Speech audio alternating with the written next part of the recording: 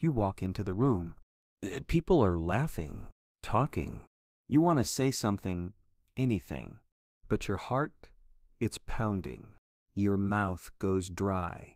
You feel like the words are trapped somewhere between your chest and your throat. And then it happens. The silence, not around you but inside you. Because once again, you said nothing. How many times have you left a conversation wishing you had spoken up, wishing you had sounded smarter, cooler, more confident, just more you? You're not alone. This fear of speaking, of not knowing what to say, of being judged, of freezing mid-sentence, is one of the most common social struggles in the world. But what if there was a way to never feel that way again? What if speaking to anyone, strangers, bosses, celebrities, felt as easy as breathing? In today's video, we're about to crack that code, not with boring cliches, not with robotic tips you've heard 100 times, but with proven techniques taken from psychology, FBI-level communication strategies, and powerful social cues hidden in plain sight. We're talking about real, practical secrets you can start using today. Secrets like why the first 7 seconds decide everything, why your eyebrows might be killing your conversations, why people don't remember what you said, but how you made them feel. And yes, how to speak with confidence, even when your heart is racing, even when your voice wants to shake. Stick with us till the end, because each moment builds on the last. You'll learn how to master your body language before you say a word, how to speak in a way that makes people lean in instead of tuning out, and how to walk away from any interaction feeling like you owned it. This isn't just about confidence, it's about connection. Because the truth is, your voice isn't just a sound, it's a bridge to relationships, to opportunities, to a version of you that doesn't hold back. And here's something most people never realize. Confidence isn't something you're born with. It's something you build, like a skill, like a habit. And once you know how, it gets easier, much easier. You'll find out how to use something called the sticky eyes technique, a way to make instant, magnetic eye contact without being creepy. You'll hear about a simple vocal trick used by top speakers to sound 10x more confident even when they're nervous inside. You'll discover how to use the time limit strategy to open a conversation with anyone without sounding awkward or desperate. And if you've ever worried about running out of things to say, we've got you, because one of the most powerful speaking techniques involves saying less than you think. Imagine this. You walk into a room, you see a stranger, you smile, you speak, and they smile back. They listen, not just politely, but with interest. Because this time, you didn't freeze. You didn't panic. You just spoke, like it was natural, like you were meant to. Sounds impossible? It's not. In fact, it's closer than you think. The techniques you'll learn today are backed by neuroscience, behavioral studies, and decades of social research. They're simple, but they work. And they're not just for extroverts. Introverts, shy speakers, even people with social anxiety have used these tools to transform how they communicate at work, in relationships, in life. You'll also hear a few surprising stories, like how a former CIA negotiator once diffused a hostile situation with just 3 words, or how one of the most successful TV hosts in history couldn't speak fluently until she was 12. These moments aren't just inspiring, they reveal something deeper, that no matter where you start, confidence is something you can grow. And if you're still wondering, why should you care? Because every job interview, every date, every opportunity that will ever come into your life will come through another person. And how you speak to them, how you make them feel, that's everything. By the end of this video, you won't just know what to say. You'll know how to say it confident, calmly, clearly, you'll know how to own the moment instead of letting it own you. So stay with us. This video might just change the way you see yourself, and once you change that, you change everything. Welcome to Narrative Society, where your story begins with your voice. If you're ready to speak with power, to connect without fear, and to walk into any room with unshakable confidence, hit that subscribe button now. We're just getting started. Before we talk about the techniques that can change how you speak to anyone, we need to address something deeper. The reason why most people struggle in the first place: confidence. It's a word we hear all the time, but few truly understand it. Many confuse confidence with arrogance. They think being confident means being loud, dominant, or always having the last word. But real confidence is quieter. It's comfort. It's the feeling of being okay with who you are, even when all eyes are on you. Confidence doesn't mean you're better than others. It means you're not trying to prove that you are. And that comfort, that ease in your own skin, is what makes people trust you, listen to you, follow your lead.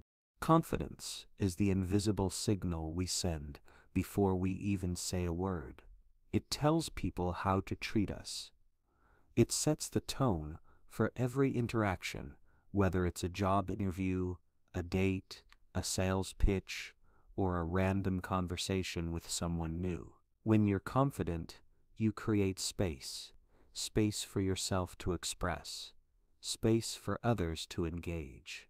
Without it, your words feel smaller, your energy gets lost. But with it, everything you say hits harder, lands deeper, and connects faster. Now here's the secret most people never realize. Your body sends signals before your mouth does. Your body language is the first language anyone receives from you. So before you even open your mouth, people are already forming an impression based entirely on how you stand, how you walk, how you hold yourself. That's why you need to learn the power of posture. Imagine a string pulling you up from the top of your head like you're hanging by your teeth.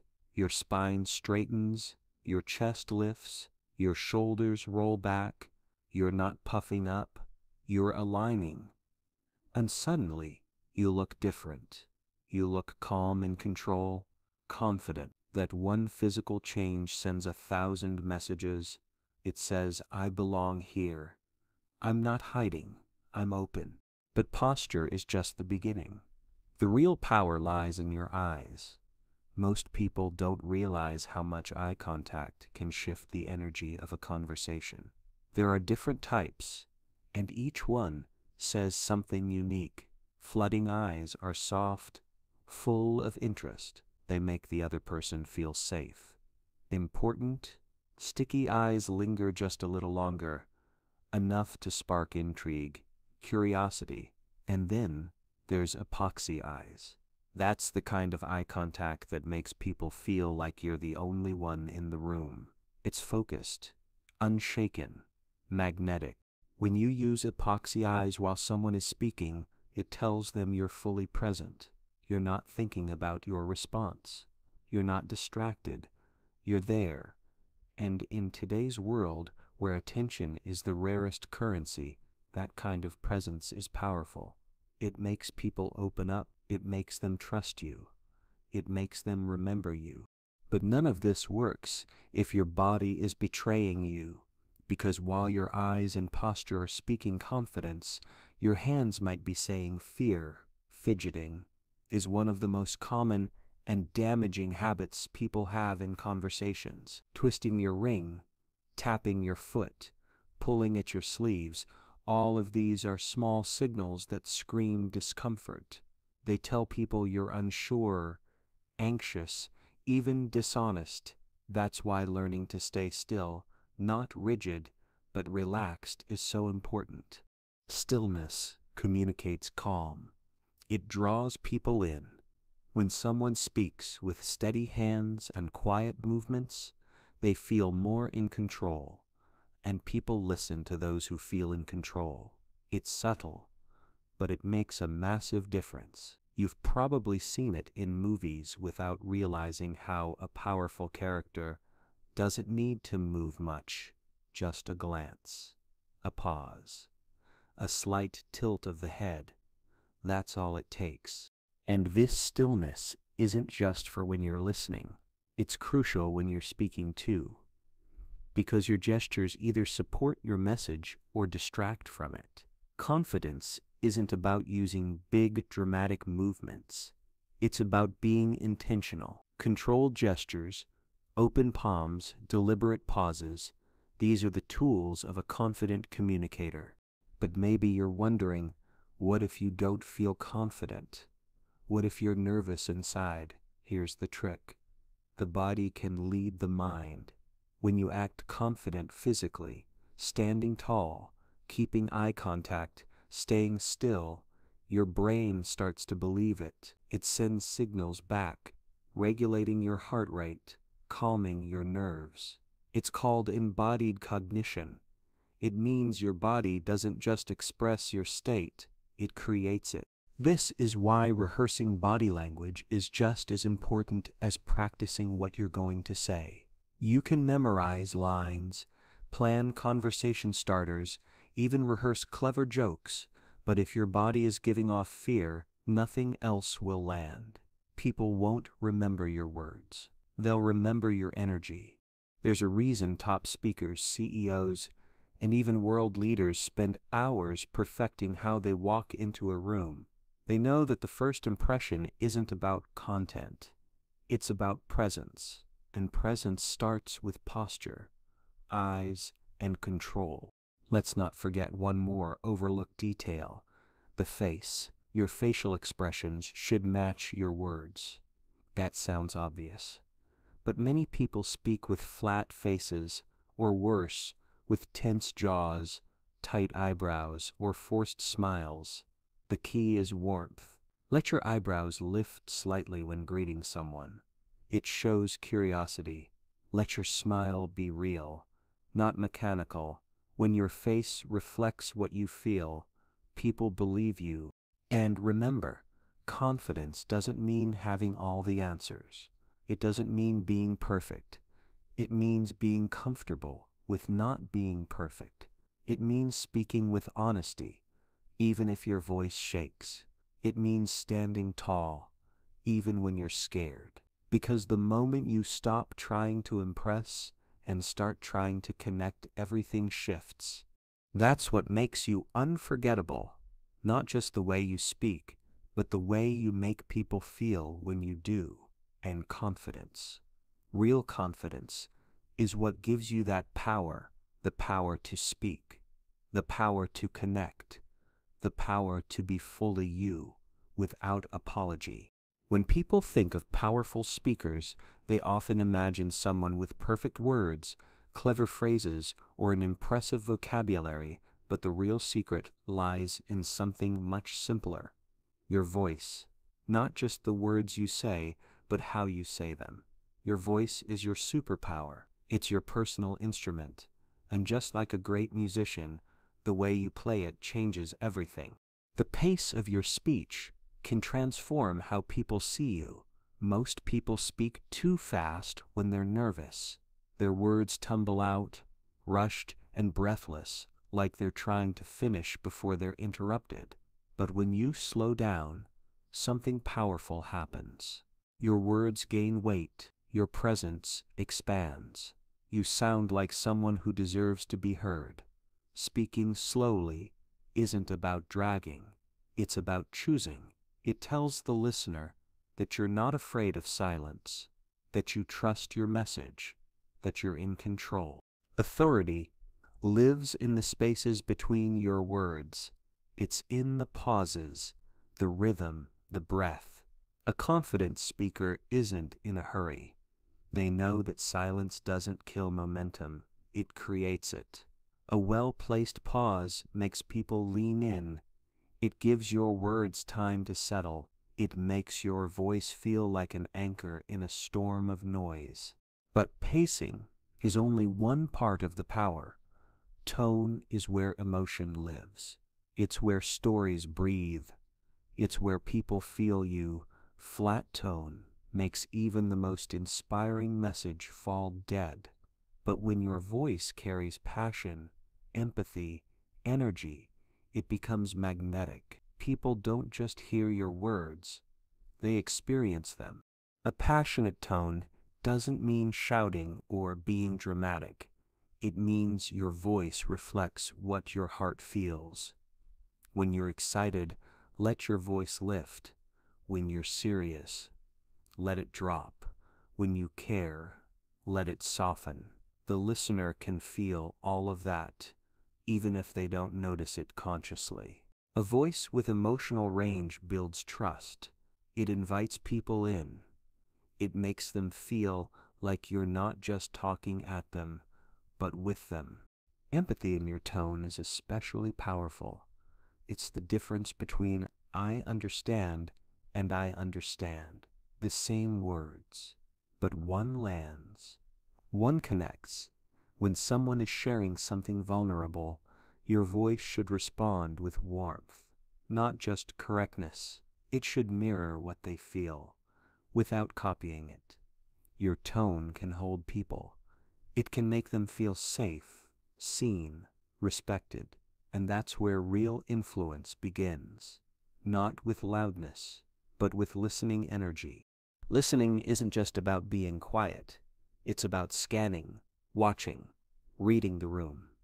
Every person you talk to has an energy, a mood, a frequency. And your job isn't to overpower it. It's to match it. This is what the best communicators do. Instinctively, they sense the other person's emotional state and adjust their tone and tempo to meet them there. This is the mood match. When someone's excited and you match their energy, the conversation sparks. When someone's calm and reflective and your tone matches that quiet, they open up. Misalignment creates friction.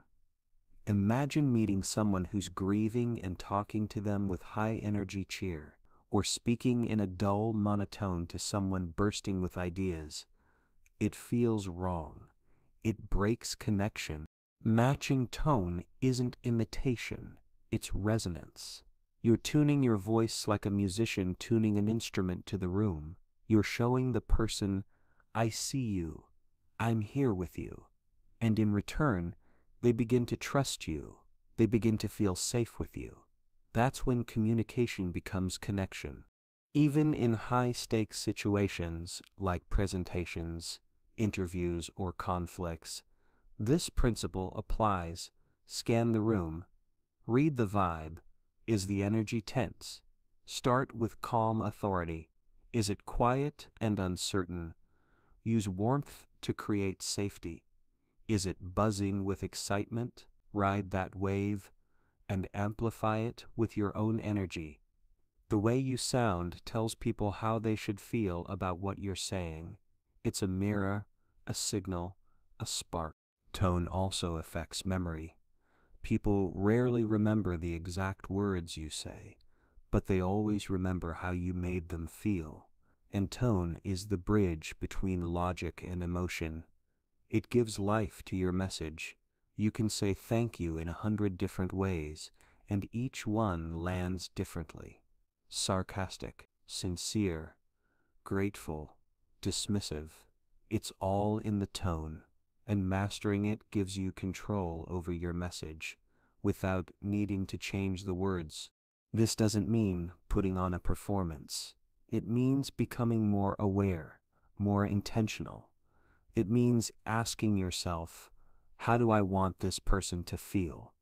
And then using your voice to guide them there. Most people never think this way. They speak on autopilot. But when you treat your voice like a tool, every conversation becomes an opportunity to move someone, to inspire, to lead. A powerful voice is grounded. It comes from the chest, not the throat. It's supported by breath, not tension. Shallow breathing makes the voice thin, weak, anxious. Deep, steady breathing gives it depth and strength. The best speakers sound like they're speaking from their center, because their voice carries not just words, but presence. Volume plays a role too. Shouting doesn't equal power. In fact, the quietest speakers often hold the most attention because they make people lean in. Volume should rise and fall like waves, guided by meaning. Speak up when you want to energize. Drop low when you want to emphasize. Let your voice be dynamic, not robotic. Clarity is another pillar. Mumbling kills your message. Slurring your words sends signals of uncertainty. Clear enunciation isn't about sounding formal. It's about being heard. When your voice is clear, people don't struggle to understand you. They relax. They engage. They stay. The voice you bring into the room becomes the emotional soundtrack of your conversation. If your voice is rushed, tense, or flat, it creates discomfort. If it's slow, clear, passionate, and aligned, it creates impact. And impact is what turns a simple message into a moment people remember. This isn't about acting like someone else. It's about unlocking what's already inside you. Everyone has a powerful voice. Most people just haven't found it yet. Or worse, they've silenced it. Years of insecurity, criticism, or fear have buried their natural sound under layers of protection. But once you find your true voice, the one that carries your truth with strength and warmth, it changes how you show up everywhere. When your voice aligns with who you are, people feel it. They hear your confidence without arrogance, your strength without harshness, your presence without pressure. That's the superpower. Not shouting to be heard, but speaking in a way that people want to listen. Not trying to impress, but choosing to connect. And in a world full of noise, that kind of voice cuts through. It makes people pause. It makes them feel, and most of all, it makes them remember you. Most conversations drift in the shallow end. People stick to small talk, safe answers, polite nods. They ask questions with predictable answers and then wonder why the dialogue feels empty.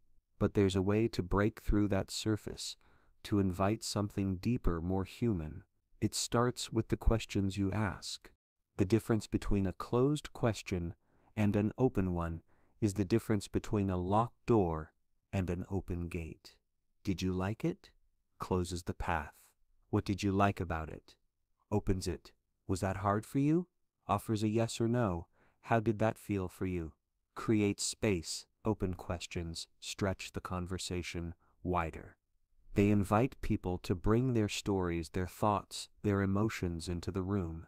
How brings out the process. It lets someone show you the journey. When places their experience in time, grounding it. Why reveals motive, meaning, inner layers. These questions are keys. And the beauty lies in how simple they are. You don't need grand language to spark rich dialogue. You need curiosity and a few well-placed open doors. People want to be heard, but they often need permission. Open questions are that permission. They say, I'm not just listening, I care about the answer. They say, your experience matters here. And when someone feels that, they step in more fully. They reveal more than just facts. They reveal parts of themselves. The tone in which you ask matters too. A curious "why did that matter to you?" is miles apart from a skeptical "why would you do that?" Same word, different energy. One invites, the other defends. So it's not just the structure of the question, it's the intention behind it. The best open questions come from a place of genuine interest, not judgment. They come from wanting to know, not wanting to correct. Conversation isn't just about exchanging words, it's about designing moments. And in those moments, you get to choose where the light falls. That's where the swiveling spotlight comes in. Think of your attention like a beam on a stage. You can keep it fixed on yourself, your story, your thoughts, your opinion, or you can swivel it toward the other person. Make them the center. Make them feel seen. A great conversationalist knows how to design a spotlight that flatters others, not in a fake, flattering way, but in a way that draws out the best of them, that lets them speak freely, think aloud, discover things about themselves. That kind of spotlight builds connection. It makes people feel valued, not managed. It shows that you're not here to dominate the stage, you're here to share it. And here's the irony. When you place the spotlight on others, it reflects back to you. People remember how you made them feel. They remember the person who gave them room to talk, who asked about their first creative risk, who wondered what shaped their confidence, who paused long enough to really hear the answer. That's the kind of attention that stands out in a world of self-centered noise. There's an art to steering the spotlight gently. It's not about interrogation. It's about weaving questions into the flow, listening to what someone just said and nudging a little deeper. They mention a difficult choice. They don't have to explain it. But if you ask what helped you decide that, they might. They mention feeling uncertain. You don't press, but you ask what was going through your mind then, and suddenly the window opens. Most people don't open up because they don't want to. They don't open up because no one asks the right way, because most of the time we're waiting to speak, not listening to understand. The swiveling spotlight requires presence. It requires care. It means being willing to pause your own story, your own clever point, and make space for someone else's light. Sometimes the most powerful thing you can do is ask a quiet, curious question and wait. Don't rush to fill the silence. Don't jump in with your own version. Just let them sit with the question. Let them think. That moment of stillness, that tiny pause, can unlock something they didn't even realize they were carrying. People want to talk about what matters. They just don't want to feel like they're being watched, graded, or guided into a trap. When you design the spotlight with care, it doesn't feel like exposure. It feels like freedom. The freedom to be honest. The freedom to share without shrinking. This skill, this swiveling spotlight, is especially powerful in leadership, coaching, and any space where trust matters. A boss who asks, "How did that challenge you?" instead of, "Did you finish on time?" learns more and earns more loyalty. A friend who says, "What was the hardest part for you?" builds a bond stronger than hours of chatter. These questions turn conversations into catalysts. Being a spotlight designer means you don't always need to be the most interesting person in the room. You just need to be the most interested. That shift in attention transforms how people respond to you. They open up, they drop the mask, they feel seen, and when people feel seen, they connect. That connection is where everything starts. Trust, influence, understanding. In group conversations, this skill shines even more. When someone's quiet, you can gently bring them in. I'm curious, what's your take on this? When someone shares something vulnerable, you can deepen it. That's powerful. What helped you hold on during that time? When the energy dips, you can revive it. What's a moment recently that made you feel alive? These aren't tricks, they're invitations. The power of open questions and spotlight design is that they put the relationship above the script. They shift the goal from sounding smart to making someone feel safe. They trade performance for presence, and that's what makes a conversation memorable, not just the facts exchanged, but the space created. Even in debates, even in moments of disagreement, this approach holds value. Asking why is that important to you softens walls.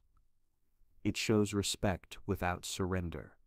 It invites the human behind the idea to speak, and in doing so, it often disarms defensiveness. People stop defending and start revealing. The more you practice asking open questions, the more natural it becomes. The more you swivel the spotlight, the more you notice where it needs to land. The better you become at guiding conversations that matter. This isn't just a communication trick. It's a way of being, a way of relating to others with depth, empathy, and curiosity. When you make it a habit to ask, what made that meaningful for you? Or when did you first realize that you changed the rhythm of your relationships? You shift the focus from answers to understanding, and in that shift you find the kind of dialogue that moves people not just toward you but toward themselves. Most people don't listen. They wait to speak. They prepare their next line while the other person is still mid-sentence, nodding just enough to appear polite, but not truly hearing what's being said. This kind of listening is easy to spot. It feels hollow. You can sense when someone's only half there. You can feel the disconnect. That's why ego-free listening is so rare and so powerful. When someone truly listens without ego, the air changes. There's no rush to jump in, no pressure to compete or compare, just presence. Ego-free listening means letting go of the need to be right, clever, or impressive. It means dropping the urge to one-up with your own story. Someone shares a difficult moment, and instead of saying, "That reminds me of when you simply stay with them. You reflect. You hold the space. You say, "That sounds incredibly hard. What helped you through it?" Validation isn't about agreeing with everything someone says. It's about making them feel heard. It's about showing that their words matter, that their feelings are seen and accepted, even if you don't fully understand them. When someone talks about something personal or painful, you validate by staying curious and grounded. That makes sense. I hear you. Thanks for sharing that. These are small phrases, but they carry weight. They tell the other person, you don't need to explain yourself further. I'm here with you. This kind of listening has no scoreboard. There's no prize for being the fastest responder. No points for correcting someone's facts. The win is in the connection. The moment of eye contact, the shared breath, the silent recognition that they've been understood. You don't need to fix their problem or offer a solution. You just need to witness it. That witnessing can be powerful, more healing than advice, more comforting than reassurance.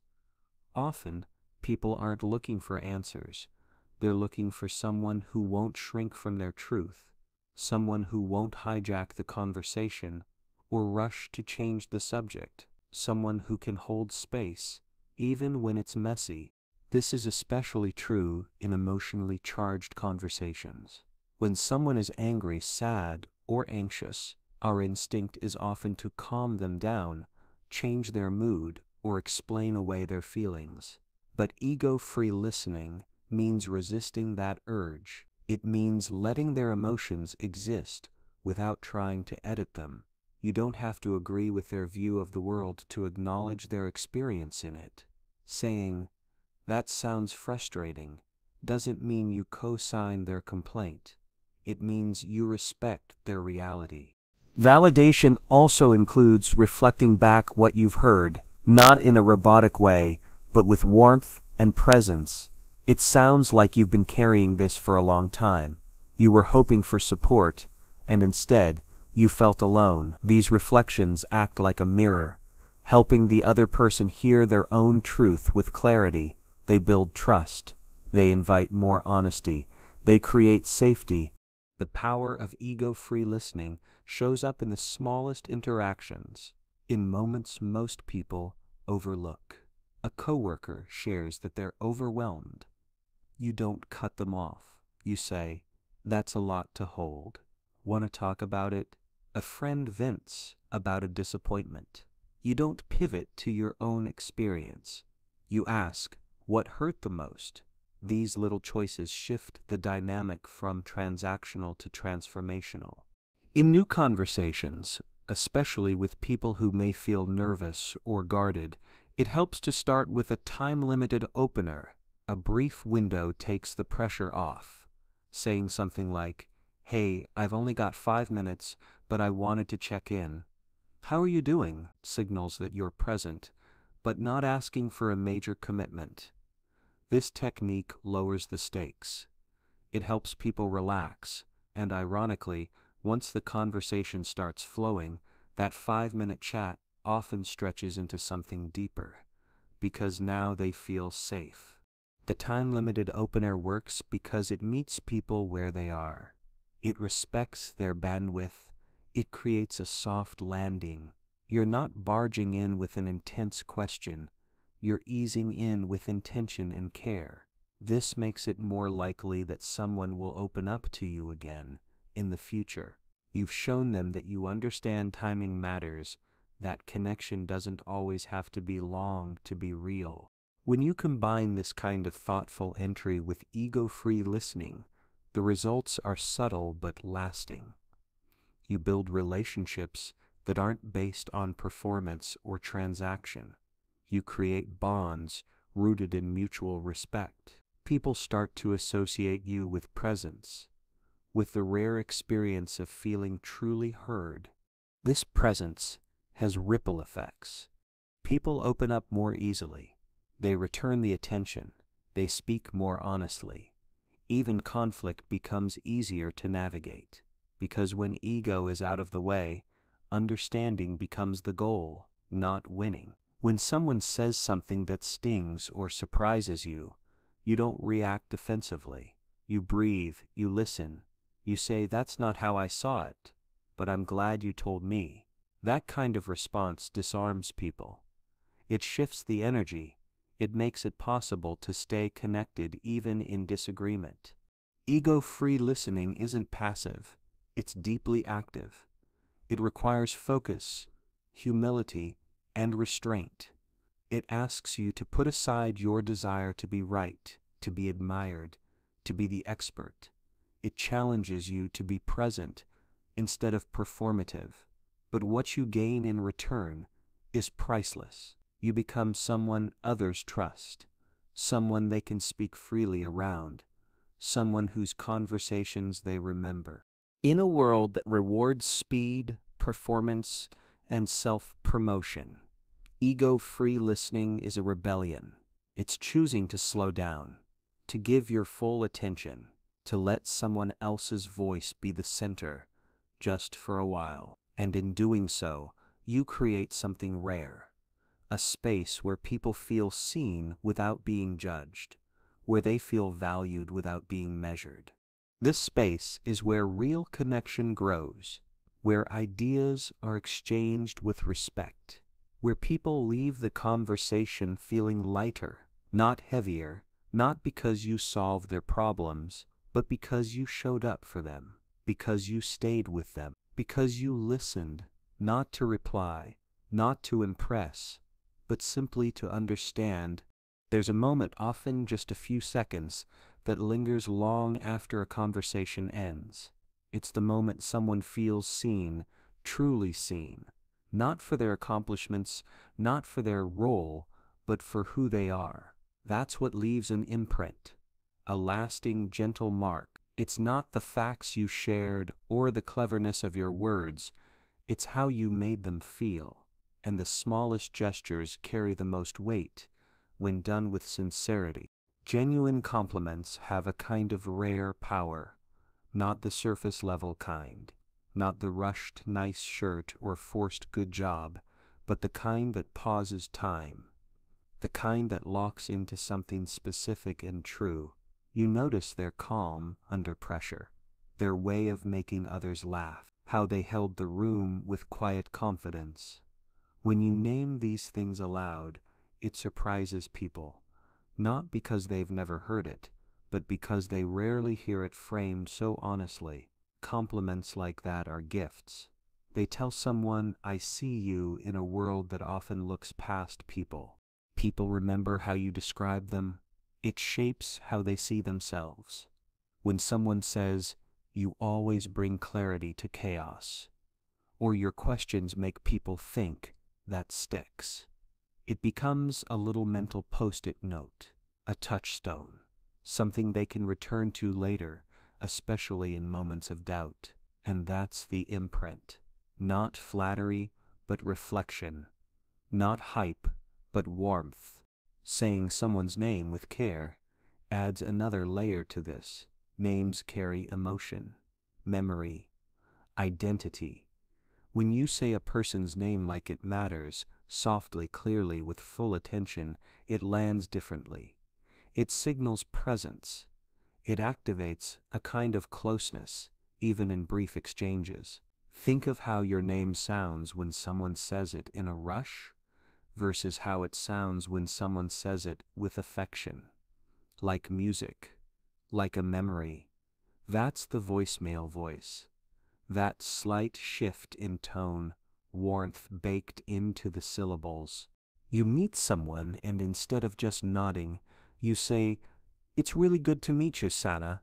You're on a call and say, thanks again, Marcus. I appreciated your help. It's not a performance, it's intention, and intention makes people feel valued. People notice when you say their name with meaning. They feel like they exist, not just as a task, not just as a number, but as a person. In conversations, repeating someone's name once or twice not excessively adds texture. It keeps the interaction grounded. That's a great question. Amina, I hadn't thought about it that way, Ravi. Those moments draw people in. It's personal without being intrusive. It's soft, yet anchoring. It communicates. You're not just part of the background. You're here, and I see you. Layering this with thoughtful observations creates a compound effect. Say someone's telling you about a recent struggle at work, and they explain how they stepped in to handle a tough situation. Instead of jumping to advice, you say, that shows a lot of resilience. David, not everyone would step up like that without being asked. That one sentence affirms their effort, their character, and their role, all in a way that's tailored. It doesn't just compliment what they did, but who they are. These compliments work best when they're surprising in their accuracy. People expect vague praise. They don't expect you to notice the small things, the way someone mediates tension in a meeting, how they quietly support the newest team member, or how their writing brings complex ideas to life. These are invisible superpowers. Calling them out shines a light on their impact. And most importantly, it makes people feel worthy, not just useful. This kind of imprint shows up outside of work too. You tell a friend, you have a way of making people feel safe to be themselves. You text someone after a short conversation, I always feel calmer after talking to you. These lines are simple, but they hit deep. They cut through the noise. They say, you matter to me, not because of what you produce or what you know, but because of how you show up. What makes this work isn't just language, it's the energy behind it. A compliment given with half presence doesn't land. A name spoken without heart doesn't linger. The voice has to carry warmth. The words have to match the feeling. That's what makes it real. That's what makes someone think about your words on the walk home or days later when they're unsure of themselves. There's a kind of invisible stitching that happens in relationships. Tiny threads of kindness, sincerity, attention. When you notice someone's growth, their effort, their spirit, and speak it with care, you become part of that stitching. You reinforce their story. You remind them of their strength. And when enough of those threads build up, people carry them like armor, like encouragement, like a soft echo saying, you're more powerful than you think. Leaving an imprint doesn't require deep familiarity. Even brief interactions can have lasting impact. A stranger on a plane tells you your perspective is refreshing. A cashier hears, "You handled that tough customer so gracefully." Those words can brighten someone's entire week, because affirmation, when true, stays. It's never about being overly sentimental or trying to be profound. It's about real connection, noticing someone's essence and honoring it gently, not needing a stage or a script, just presence, just care, just the willingness to see someone clearly and say, "I like what I see."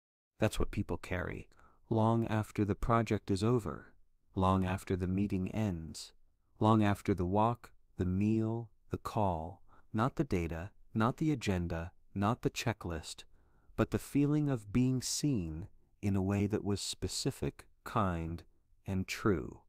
That's the imprint, and it lasts.